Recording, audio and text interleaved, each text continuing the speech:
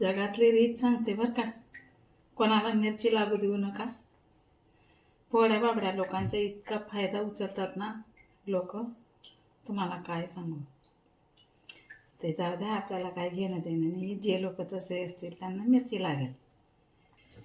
काही लोकांना एवढे विचित्र असतात ना, आपल्याच घरात राहतात, आपलंच खातात आणि आपलंच बाहेर लोकांकडे बदनामी करतात.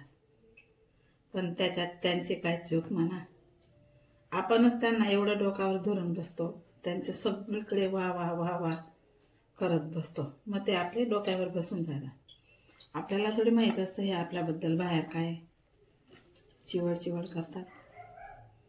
पण नंतर समजतं. नंतर समजतं तेव्हा मग आपल्याला खूप त्रास होतो. कोणाकडे जाऊन शिवेगाळ करायची हसून हसून.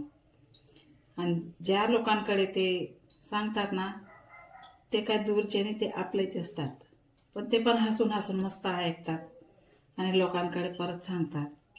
त्यांचं ना आमचं काहीच नाही आहे, पण ते आमच्याबद्दल काही पण चाव येतात. अरे पण तुम्ही बघा ना, तुमच्याजवळ इतके वर्ष राहिलेलो आहे, तुम्ही आम्हाला ओळखलं नाही का? कोण कसं आहे कोण नाही. आणि सांगितलं बी असेल, मग ज्यांनी तुम्हाला सांगितलंय त्यांच्याजवळ तुम्ही सांगा खरं खोटं करायला. ते नाही जमत ना, कारण की पोल खुलून जाते ना. मग कोणी सांगितलं असं, मग त्याच्यासाठी मग ते सांगत नाही. पण ते त्यांच्याजवळ ते गोड लागायला लागतात आणि आपण वाईट होऊन जातो. आपल्याला त्याचा काहीच फरक पडत नाही. आपण तर आधीपासूनचे एकटेच होतो, आता पण एकटं राहू शकतो आपण. आपल्याला काही सुद्धा 1 रुपयाचा सुद्धा फरक पडत नाही.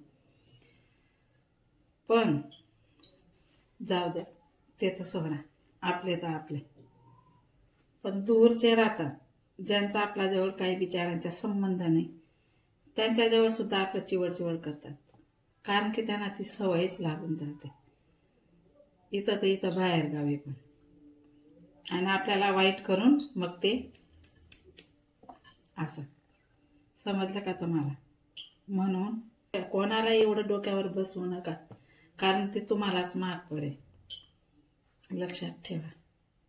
बरोबर आहे की नाही? कमेंट करून मला नक्की सांगा. मग चला मग.